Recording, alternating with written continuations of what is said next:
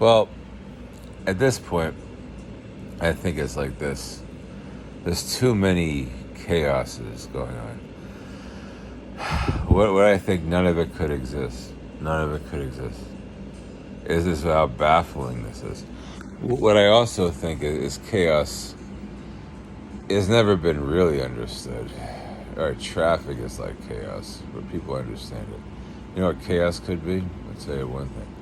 If we're underneath a stone, because we're so small, called the universe, or something like it, we could be underneath a stone, is why we think we're fossils.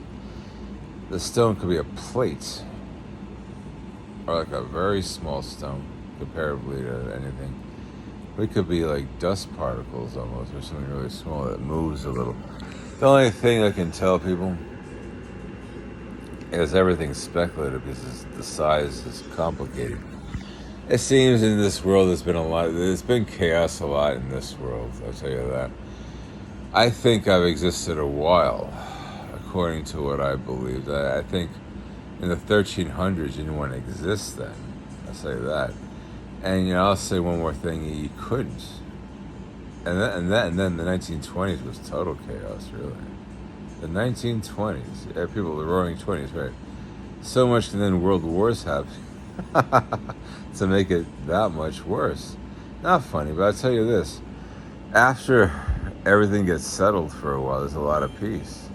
That's good news. The only thing is, in modern society, nothing could happen all the time. The 1920s weren't modern enough yet.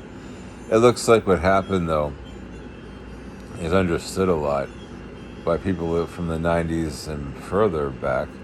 What you have to realize is point A doesn't lead you to point C, ever, which is complicated, but when you exist a little while, you realize nothing exists, and then it might not exist further, and then it might not exist further. I gave an example of something a long time ago that it didn't ask of you to be here, so why are you here?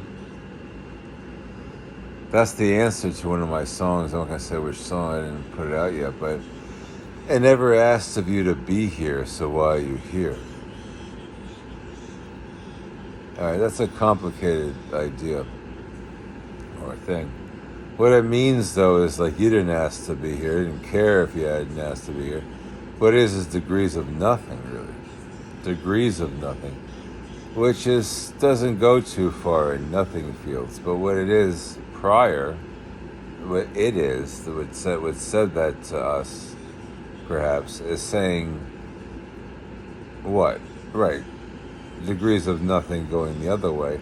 The thing is, what you have to realize is we're all in that boat and we're pissed. Because we didn't ask to be here necessarily. We didn't know why we're here. Where here is, we don't know. It's a culmination of events that can crack you up. And it seems like everyone's here for a various reason that is not equative, or equative minimally. But listen to this. If you can fathom like a ball, a fruit ball, that's why still lifes in art are interesting. They're not a hook. In art, there's not many hooks, really. A hook? That's in music and in movies.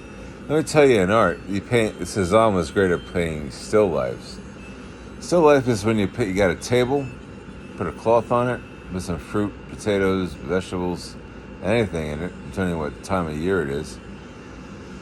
Glass of wine, some use your imagination, but and then you paint it from life, and you realize how that could be such a conversation. Funny, isn't it?